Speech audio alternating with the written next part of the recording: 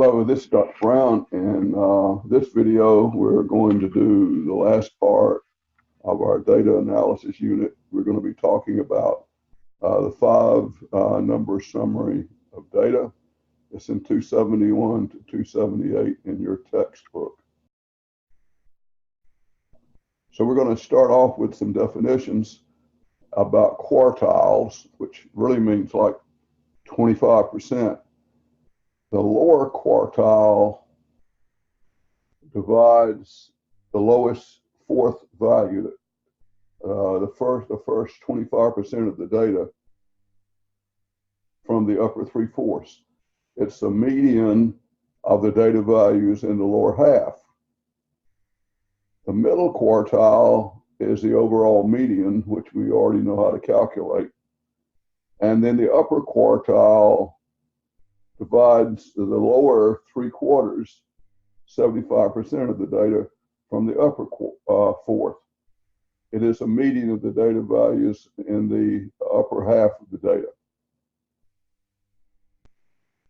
So now we're going to talk about the five number summary. These are values that are often very valuable in evaluating data that you might be taking.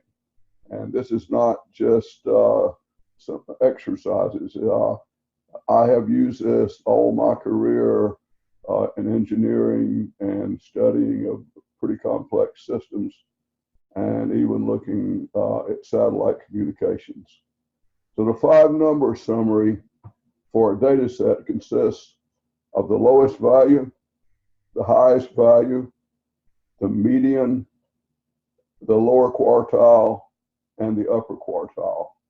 And we're going to go through some examples showing how to calculate this. And in the end, when it gets to a lot of data, you're going to have to do this in your calculator.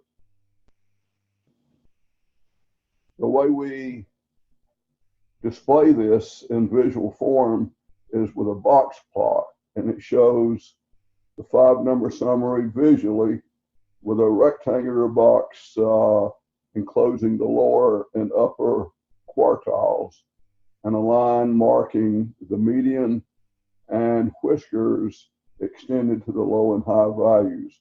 Now I'm going to show you examples of box plots.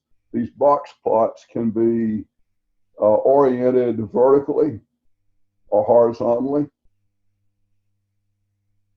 The minimum is shown here, the maximum is shown here, and then the median in a box with the upper quartile being at the top of the box and the lower quartile, sometimes called quartile one, in the lower part of the box. And then the two lines connecting the box to the max and min sometimes are called whiskers. And usually it looks this way. This is the way I usually would orient it. But if you look at the literature, you will often find it a horizontal box. Now, sometimes the difference between quartile one and quartile three is called the interquartile range, or IQR. But what we're going to do is just go ahead and do some examples. A group of students were asked how much they would pay for a meal, and their responses are given here. And what we want to do is fill out this table here. In addition to the different quartiles, we're going to look at the mean, and we're also going to calculate the standard deviation, just to give you another example of calculating standard deviation. Now, this is just a few numbers, so it's not too hard to do it almost with a very simple calculator. Here we go. Notice that there were 8 numbers. What we have done here is sorted the data from the low to high. And first of all, let's calculate X bar is the mean value. And all, as you know, we just simply add up all the numbers and divide by 8. And so the mean value or average value is $7.81. The lowest value is 7. The highest value is 9.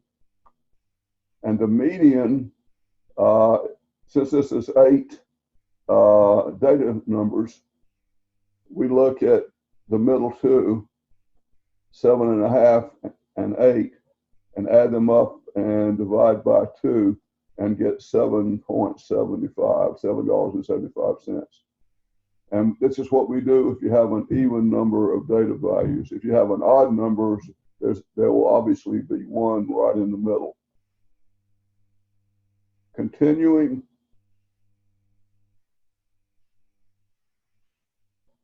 let's look at the lowest. We've already gotten the mean, and we now break the numbers into the lower 50% and the upper 50% and calculate the lower quartile, which would be the middle of the lower data set. And it would be, since we have an even number there, 725 plus 750 added divided by 2 equals 738. And this would be quartile 1.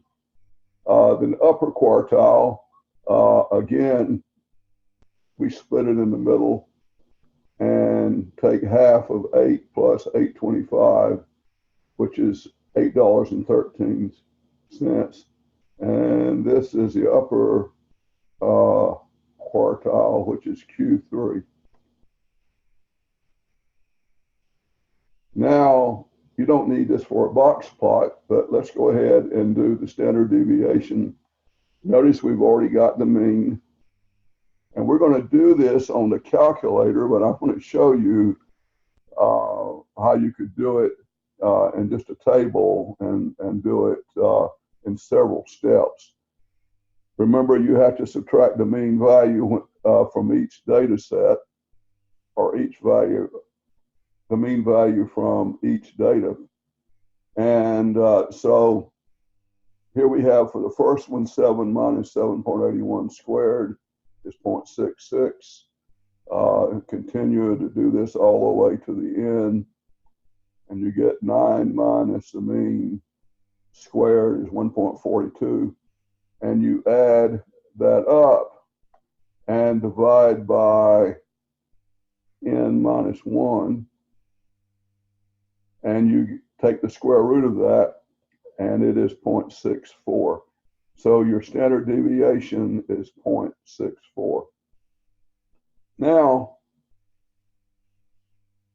we can fill in this chart. If you look at the previous values, we now have the mean, we have the lower quartile, the low value, we have the high value, we have the lower quartile, 7.38, upper quartile, 8.13, and the median. And now we can construct a box plot, which is shown here. Notice we have the whiskers.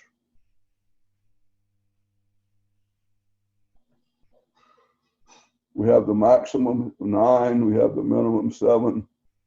First quartile is $7.38.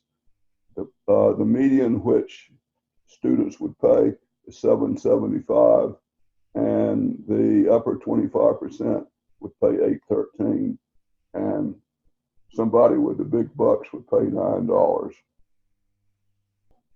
Let's take the data, and we're going to put it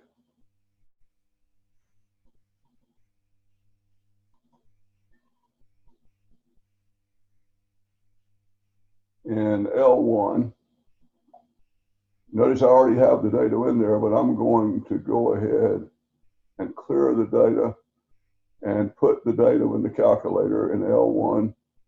7.25.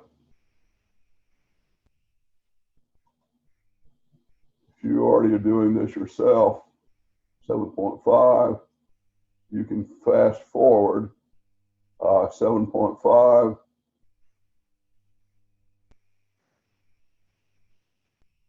8, 8, 8.25,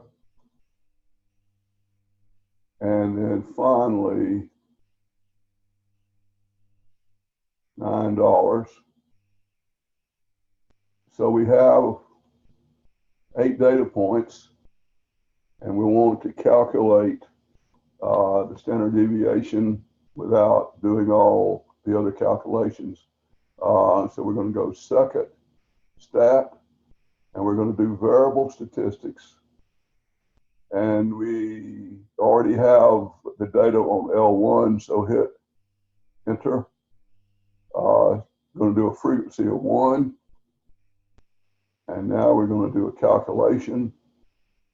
And notice we get a mean of 781. We get a standard deviation of 0.637, which rounds to 0.64. That's the number we had calculated before. We got a minimum of 7, which we know. The first quartile was 7.375, which was 7.38. The medium is 775. And the third quartile is 8.125, rounded to 8.13. And the max is 9. And so you can do that and you'll get the box plot. Okay, the next example is we have 20 statistics students who scored these scores on a test, on an exam. And we're going to calculate and do a box plot for these students. I have already put these in my calculator. Let's go to data. And notice I've got 97, 92, 88, 75, all of the data in the calculator, all the scores. I didn't even bother to sort them. And now I'm going to do a calculation of the stats, the one variable stats, and I want to hit enter. And now this is an L2. So I hit enter. The frequency is 1. It's already chosen. Now I hit calc and enter. And here is the data. We get 20 for N, obviously. The mean is 77.2. The standard deviation, 1452.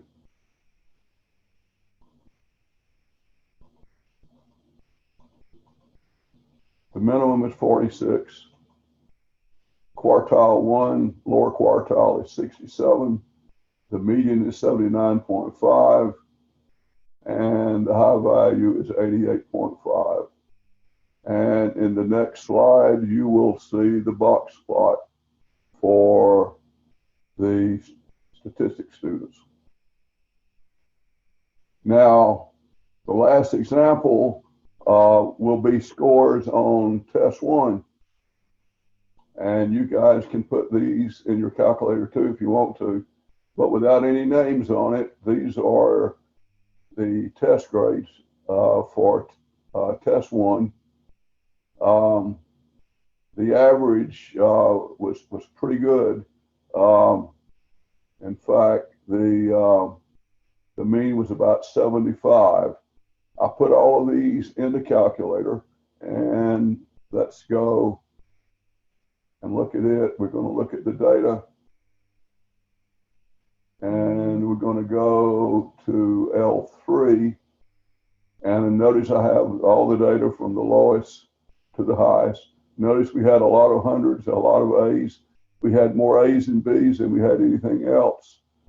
And what I want is the students that didn't quite do as well as they wanted to figure out what you need to do. I think in many cases it's doing your homework on time, getting it all done, working the practice tests, and asking me any questions you might have, and also remembering that you've got a test. Okay, this data is in the calculator here, all the way up to 100. Now we're going to do a calc, again, variable statistics. Now we're going to use the data in L3. We're going to use a frequency of 1, and then we're going to calculate. And this is what we get on the calculator. You see here in the middle, and you can look at the live calculator here and see that the average is 74.7 or about 75. Standard deviation of 22.84. And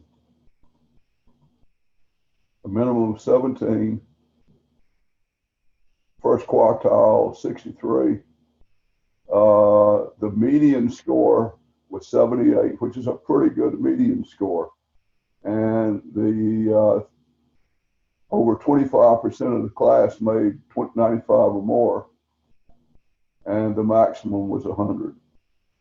So now you see the box plot, and that is basically the 5 number summary